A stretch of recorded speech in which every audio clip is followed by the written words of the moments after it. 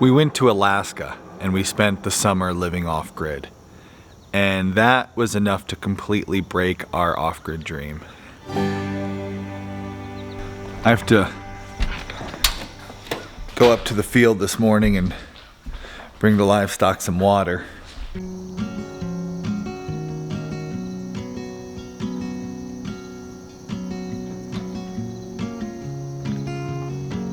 And I figured this would be a good time to catch everybody up on our off-grid plans, what they were, and how Alaska just shattered that, and what now? What's gonna happen going forward with our family and off-grid life and everything. So we're gonna grab some water and head up to the hill, and if that's a confusing sentence, let me explain. We've been doing rainwater catchment for our livestock's water source for years now, actually.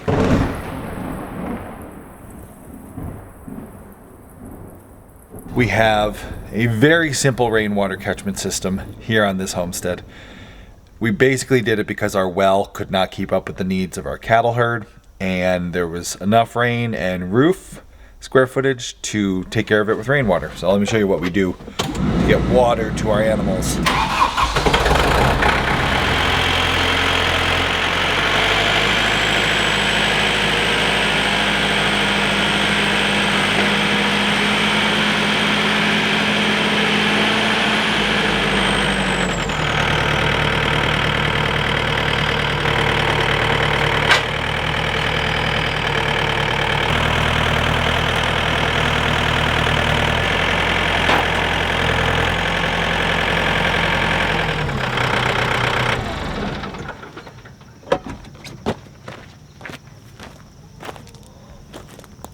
Got it, okay. So this is a very basic, very rudimentary rainwater catchment system, but it works fantastic. These IBC totes hold 300 gallons of water, and it could not be a simpler way to catch rainwater. It's a little bootleg. I'm a specialist at broke bootleg infrastructure because we've been homesteading for 15 years now, so you get really good at just figuring out how to do something on the cheap with whatever you got lying around. So what happens is the rain comes down, hits that, flows in. We put just a little screen material on the top of the IBC tote, and that keeps out all this kind of stuff, which a lot of that over time will disintegrate, cause a lot of algae bloom in your water and nastiness. So it's just a basic, simple filter. And as you see, with just a couple of rains, we right now have over 150 gallons of water there. It's a metal roof, so you don't have to worry about any of the chemicals or anything. We get a good rain, all that rainwater flies into the totes, and we just rotate them out with the tractor. And the cool thing is it's a very off-grid system, right? There's no well that runs this, no electricity. And we've been using this for years. We've been experimenting and toying with off-grid life and off-grid systems for years. And it was just a couple years ago, at this point, it's just about coming up on the 2-year mark, that we announced we were gonna start building an off-grid homestead for ourselves. Fulfill it. Well, I mean, that's why. We're because of a dream. Our off-grid homestead. Kay and I had a dream. The dream was we were gonna build ourselves a little off-grid cabin from scratch. We've been homesteading for about 15 years, and we've run a small farm for over a decade. We were really excited to change things up and take the leap into off-grid life. And so we started working on finding a property, and we did. We chose this property, which we've been calling Sunny Mountain, and a lot of you have watched as we found this property, and we actually started building our off-grid homestead at Sunny Mountain. We had a couple big projects in the beginning that we dove right into. We needed water at Sunny Mountain. There was no well, and there was no water. There was no streams or creeks where we were gonna set up a homestead. So we built a pond. We found clay on the property, built a dam, and built some swales and started catching rainwater. Shortly after finishing up the pond, we made a big announcement on the channel that we had decided we were gonna build this off-grid homestead in just 1 year. In 1 year, we have to finish building our entire homestead from scratch. There's a lot that goes into that. It's not just like one step, finish homestead, done. Pond, check. Finish homestead, and we're done. check. Our reasoning at the time was managing our family farm and also working on an off-grid property. Having both of these projects going at once was a lot. It was kind of separating us and dividing and conquering us, as it were. And we really wanted to just be focused on one place and spend our time there and just be there. And so we were gonna just blitz this. We were going to build the homestead. We even made a fancy little like graphic which had a countdown, like we have 363 days left to do this. Countdown begins. Put it on the clock. Beep, beep. For every video, it's gonna be a ticking. I'm joking. We thought this was a smart decision to give ourselves that timeline. We're gonna build this off-grid homestead. We're gonna just punch it out, and we thought that would, you know, be a really good way to just push us to get it done and get in there and have this dream realized. And so that became the off-grid plan. Build an off-grid homestead on Sunny Mountain in 1 calendar year. We actually were announcing this around the time of our wedding anniversary. So we stated that we were going to celebrate our 15th wedding anniversary in our off-grid home at Sunny Mountain. Oh yeah, so let's be clear, this is our official new goal. Celebrate wedding anniversary in our house. Our new house. Into there I would learn later that it's probably a good thing we didn't do this, because we might not have, not only would we not have probably celebrated our 15th wedding anniversary in that off-grid cabin, but we might not have celebrated a 15th wedding anniversary if we had gone about it that way, and I'll explain why in a little bit. But I gotta get this water up the hill. Animals are thirsty.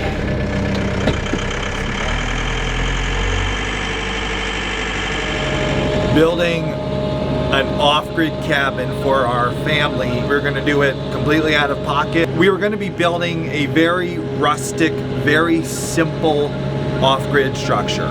And at the time, we thought that would work great for our family. It was a very romantic idea.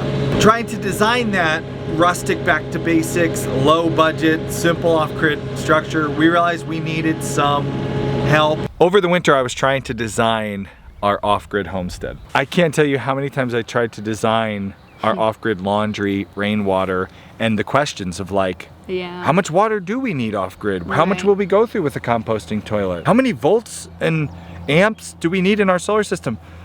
What is a volt or an amp? So we figured we could go to Alaska and we could stay in a couple different off-grid cabins and talk to people who live this very rustic, basic, dry cabin kind of life, and get a, you know, college level course in off-grid living so we could better design the home that would be the best fit for our family. And so we did. We packed up, we went to Alaska.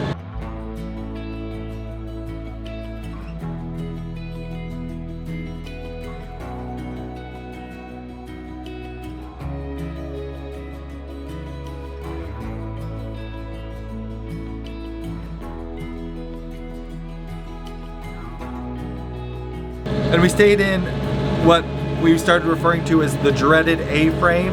That was a very rustic, very small, dry cabin. And right away, things were really, really bad, really, really hard for us.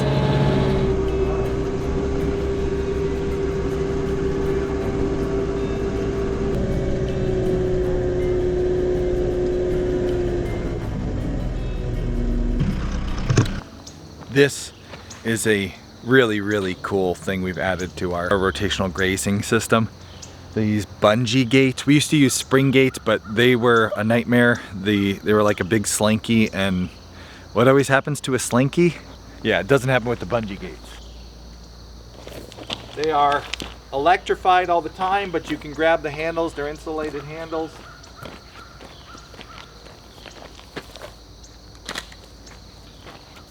Pull them out of the way and then drive through. That lowest one I actually drive right over because it's a bungee. It just bounces gently up and down, but it keeps the animals from running out. And I don't know if you can see it up there. There's a second bungee. I create what's called an airlock. So just like in a spaceship where you have, you know, the inside of the spaceship, one door room, another door space, and you walk into the airlock, close this door, then open this door and leave. I do that so that the animals don't follow the tractor out and get loose because they love to follow me. With rotational grazing, your animals will follow you. They know you lead them to good new pasture and delicious things, so they'll try to follow you as much as they can. So you need to create like what I have here, right there and there, airlock system. Keeps them contained. So we're gonna drive up in the field. It's funny, we've been doing the homesteading thing. We've learned stuff like this over the last 15 years and the small farm thing over a decade. We really thought we were gonna be good at off-grid rustic life because we've been doing this for so long.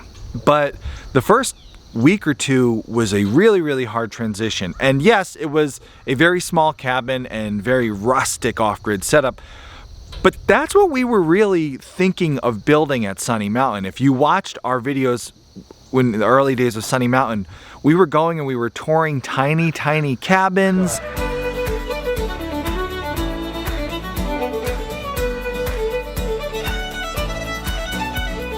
Love these little porches. These are great. We're talking 300 or 500 square feet to figure out, you know, how small we could build.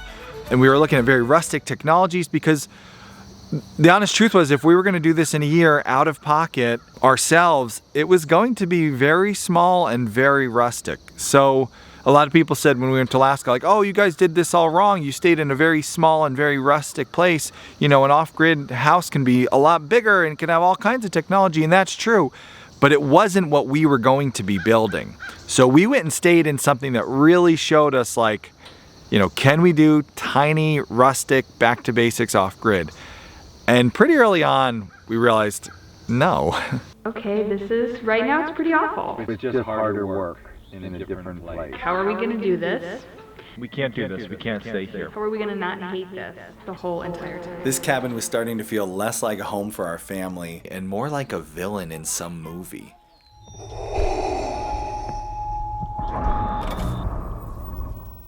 The kids even started referring to it as the dreaded A-frame. Within the first week, we had, you know, the small square footage of the off-grid cabin just became, I'm gonna turn our charger off here. It became very difficult for our family to deal with when the weather was bad, because cramming a big family in a small space, I know, shocker. It's, well, it's hard. But it was other things too, like, you know, just trying to do rustic life with a big family, doing the laundry, you know, hand washing all those clothes and relying on the sun to dry them, and the sun wasn't drying them. There was a lot of things, and at first we had a really hard time. As time went on in Alaska, we stayed at different cabins and we tried out different off-grid technologies and different setups. And we got more used to it and actually enjoyed it by the end of our time in Alaska. We were really enjoying our off-grid life. It's not really what broke our off-grid dream. You know, staying in that tiny cabin, having those first couple weeks be so hard, that was not what broke this dream.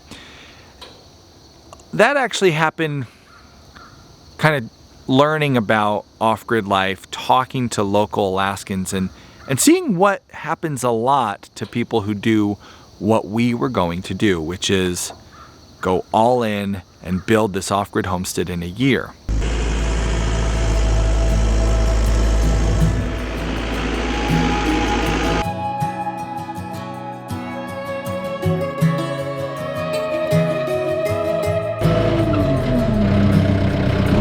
Remember when I said the animals like to follow you?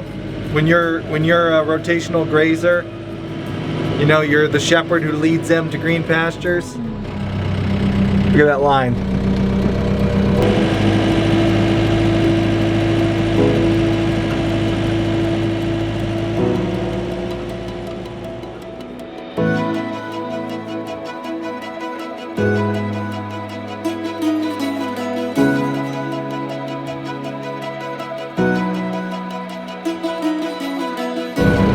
They're following.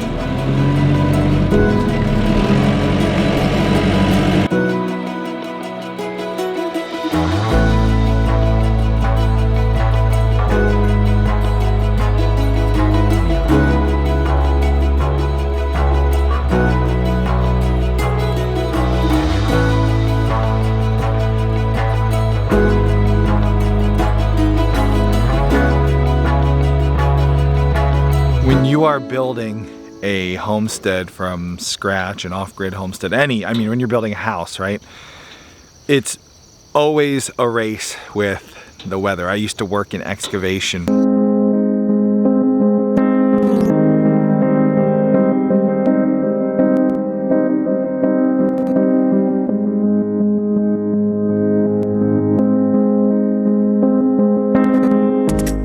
would do a lot of foundations, we would do septic systems when people were building a home.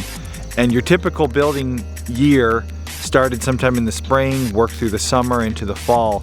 But as winter comes, everything gets harder and more difficult. And that's even here in the lower 48. I lived in Connecticut when I worked in excavation. The ground gets harder, the machines don't work as well in the cold. You can work through a lot of winters in Connecticut, but it still slows down the process. It makes the expense go up of everything. It's just harder. So it's like a race to try to be done before winter really arrives. Not to mention, if you have a snowy winter, that can really throw a lot of, problems in.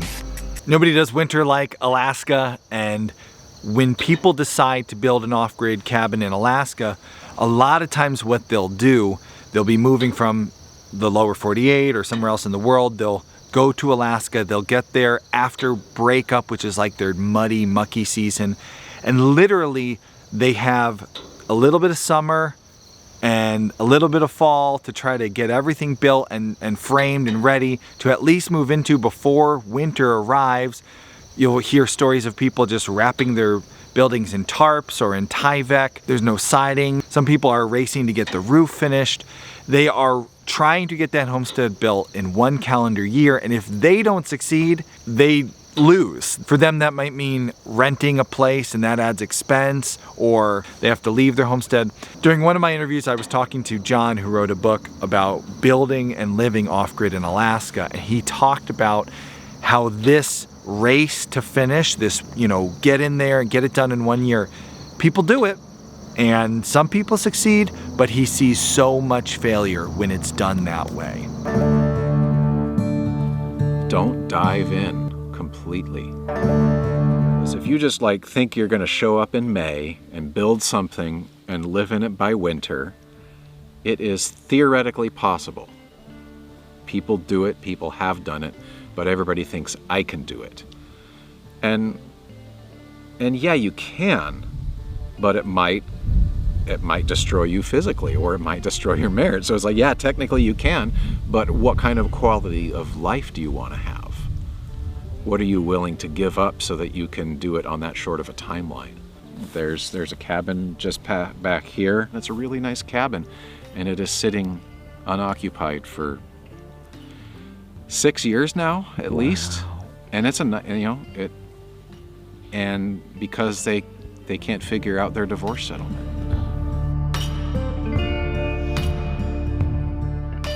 So the property hasn't been listed for sale or anything because there's neither one wants to give it to the other, I guess.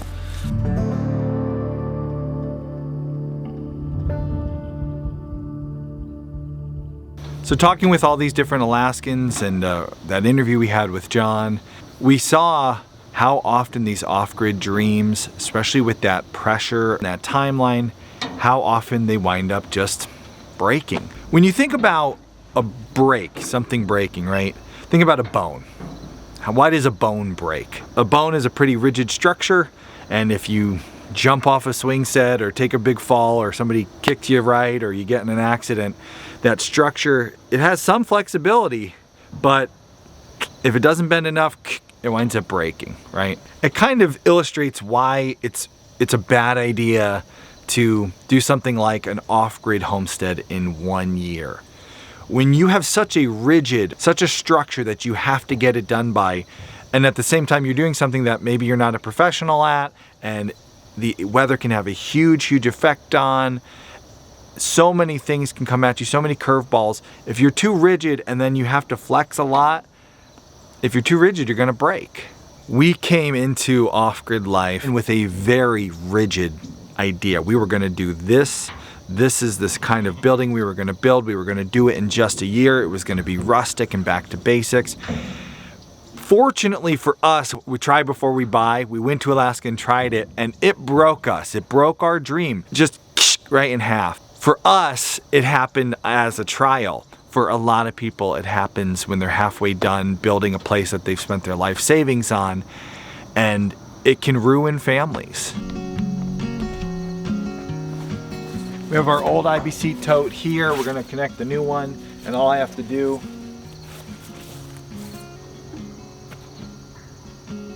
take the hose off of that tote,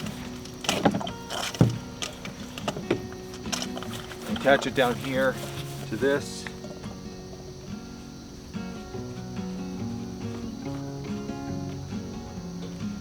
Then open up the valve, make sure everything's right.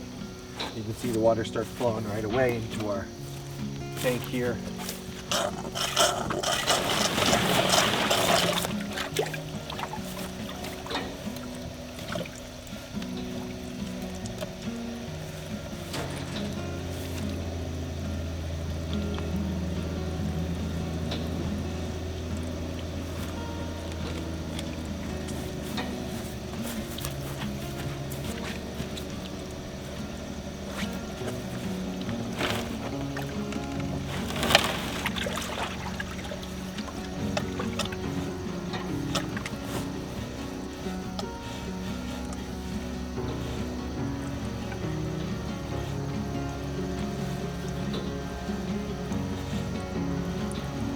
Okay, that'll do good.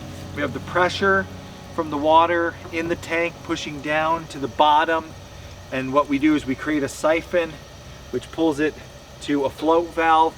As this water trough fills up, the float valve will shut off the water flow, but as the animals come here and drink it and lower it, the float valve goes back down, water pours through.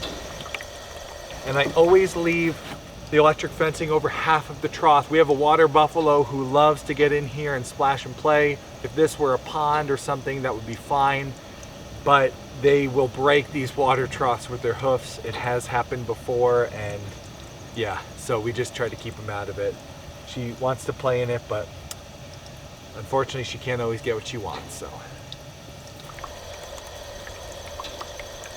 When we were interviewing John, he actually suggested that anybody who has this kind of dream do what he called a stress test. Again, think about the bones, right?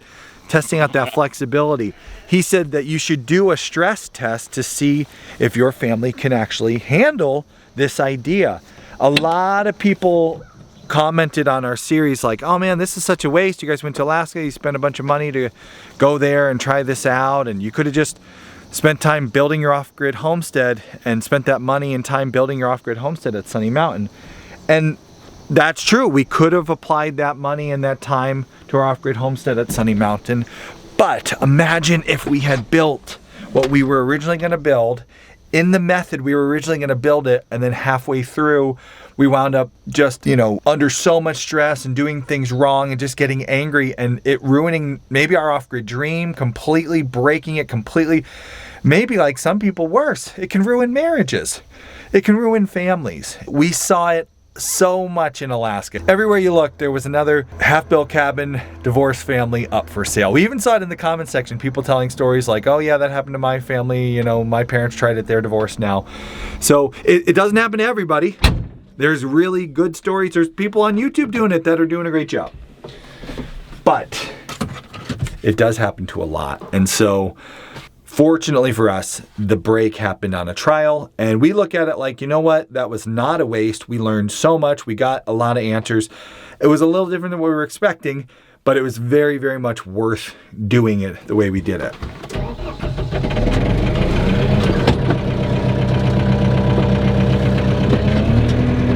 Gonna take the old tow back down now and hook it up so next time it rains, we're catching water.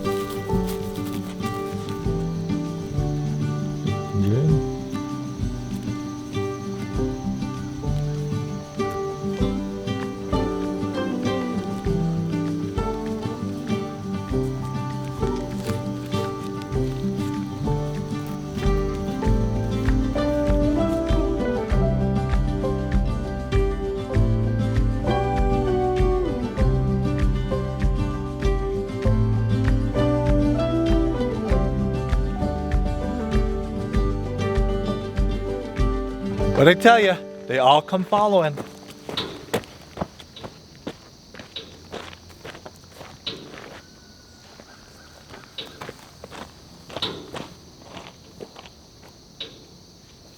That's why you do an airlock. Right there. All those sheep and cows wanting fresh pasture.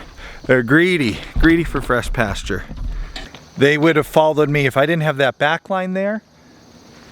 It's not very high, and most of the sheep could actually jump right over it, but it's enough of a deterrent to slow them down, which gives me time to get here and then put the gate back up. And the cows, they're very respectful of the fence. The only one who'll go over that is the water buffalo. Sometimes she'll jump over it. Works really good system. So this whole plan that we had about going over to Sunny Mountain, building an off-grid homestead, out of pocket, in a year, super rustic, tiny home, all that, just completely broke. What do they say about a bone when it breaks? You know the saying, right? Yeah, it breaks, but it grows back stronger. Right? Wrong. Google it. All lies, like everything. All the old wives' tales.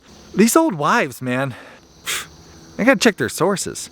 Yeah, apparently a bone doesn't grow back stronger, but I did learn something interesting about how the bones grow back, because when you do YouTube long enough, you know that if you say something like an old saying and it's actually wrong, there's gonna be 1,000 comments that are like, actually.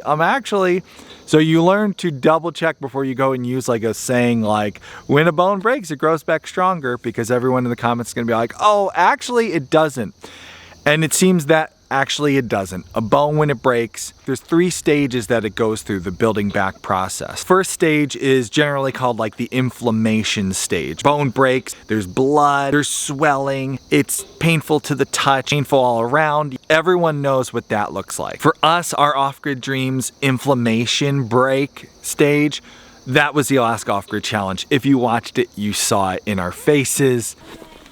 I feel like we're hitting a bit of a wall right now. You heard it when we spoke. I don't enjoy this. That's it. We can't do this. We can't stay here. It was our dream breaking, and it was messy and swelling and bloody, gross. And we tried to share that because, you know, it's easy to just edit out the hard parts and make it all look great. But we try to be really, this is a dream for a lot of people, and we want to share the real side of things. So yeah, the inflammation stage of our Off-Grid Dream was pretty ugly.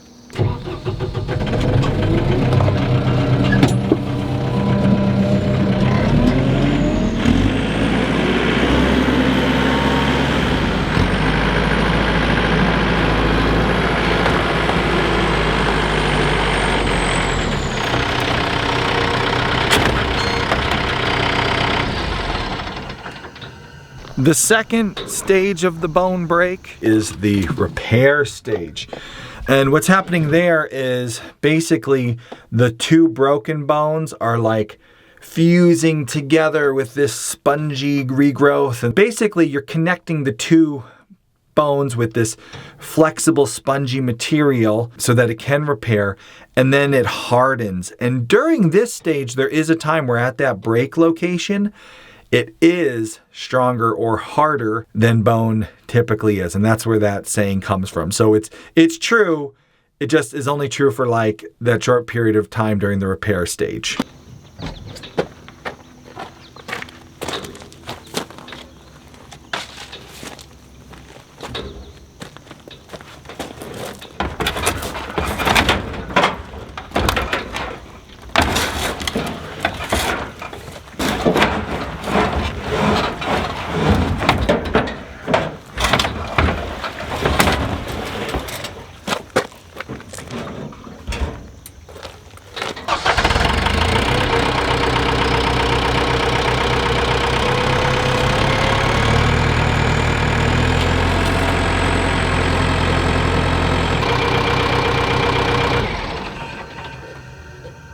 I just have to find a metal pipe. I know, metal accordion pipe. I know. Sometimes it's nice to not buy stuff and just use what you have. And anyway, the third phase of breaking a bone is the remolding. I believe it's pronounced remolding phase. Not a doctor. But that's where that spongy material that has connected the bone has hardened now. It solidifies. and now it's set, and it actually returns to the original strength of the bone. So it doesn't grow back stronger, it grows back as strong. Now you can correct your friends every time they say that saying. You're welcome. This is a gradual process, the healing of the bone, and it's why it's important to, when you do have a break, have somebody set that bone correctly, because if it's not set correctly, it can grow back and harden wrong, and you don't want that. So you have someone like a doctor who knows what they're doing, help reset the bone, get it ready to mesh back together, and then the spongy material connects it and it hardens, and now you have a bone that's as strong as the one that you broke. You didn't know you're gonna learn about bones breaking this morning here on Homesteady. This process is kind of exactly what we've been going through over the last year from the Alaska Off-Grid Challenge to now. You watched the break, the inflammation stage. Now the repair stage happened kind of as we hit the road and started coming home. So we packed our bags and we left the off-grid cabin and our off-grid dreams behind us in the wilderness of Alaska, like so many families do. We didn't realize it at the time, but we were going about this all wrong. We were off-gridding the wrong way. And we realized this hundreds of miles later in the wilderness of British Columbia.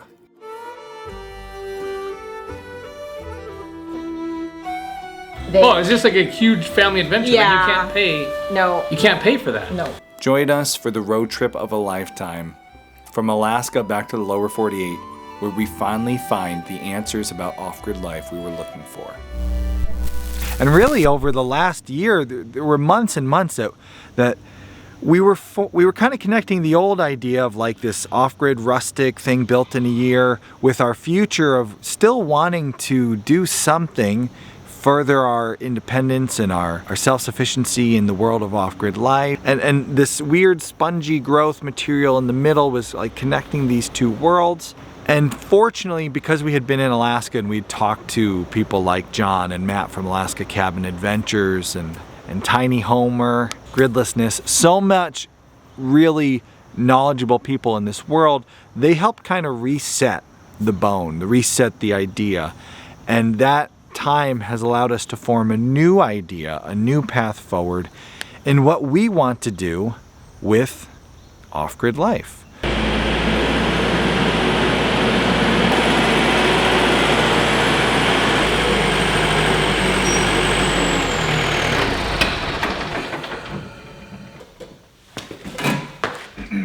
Basically though, long story short, what has really changed about our plans for Sunny Mountain and our off-grid goals? The biggest change is the timeline. The idea of building that within a year, the kind of building we were going to have to build to do it in a year, all that, it just looking back now, after seeing all the things that happened in Alaska and how many people that just wrecked and ruined, we realized, okay, don't even worry about that. Much better than like, we have to do it in this amount of time, is to just slow that process down and take it in stages. So many of the people that we interviewed were really good success stories about off-grid life, and almost every one of them did their off-grid journey very slowly in stages. They got involved in the off-grid community, learned from people who were much better than them at that, got more involved. Maybe they went and lived in an off-grid village, or they camped out on their property and they built an off-grid life just on the weekends. The point is, it was a slow, gradual process towards this end goal. And then another big change to how we're going to go about building this, we're definitely not going to be as rustic as we thought, or as much of a tiny home as we thought.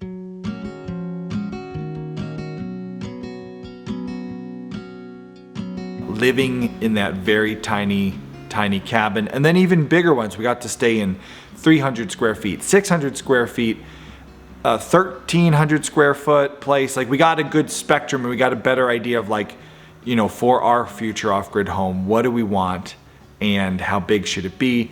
The original idea of a super rustic tiny home does not make sense with a family of our size and our kids' age. I'll talk about this more in the next video on this subject, but this was a big learning for us If you start while your kids are young and they're used to this lifestyle, we talked to people who did that and it seemed like it really took really well. But we heard so many stories of kids who were moved when they were older from a normal on-grid life to just deep end of off-grid, and the adjustment was really hard. We could see in Alaska, while our kids had a ton of fun with the camping side of things and the rustic remote thing for a little bit of time, some of them said that they could do it full time, but others who we talked to like having the modern conveniences and the modern comforts. I don't like on rainy day we have to run out and go to the potty. Would you rather live in our Pennsylvania house or this cabin? Pennsylvania house. I like your Pennsylvania house because the toilet flushes. The Pennsylvania house. There's a bathroom inside. The inside bathroom seems like a popular one amongst this crowd. Nobody seemed to like the outhouse, but that might be because of a little rumor going around. And the crocodiles can snack you down. The crocodiles. Yeah. We're trying to approach our off-grid plans now going forward. A lot slower, steadier build pace, and more balance between a modern style of life while still being simple off-grid. So we don't have all the answers yet, and that's the whole point. Is going forward now, we're just going to take it one step at a time and kind of, as Gridlessness said in our interview, watch our needs bubble to the surface and our family's needs kind of guide each step of the process at our own pace. If you are thinking of building an off-grid life, we have a whole section in the Pioneer Library where every single one of those interviews, full length, in depth, they're all an hour plus.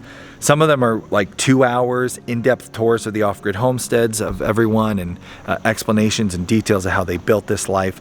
It is a college course in off-grid living. You can gain access to all that in the Pioneer Library in the off-grid section. If you're a pioneer, I'll have a link below to the off-grid section. You can dive right in today.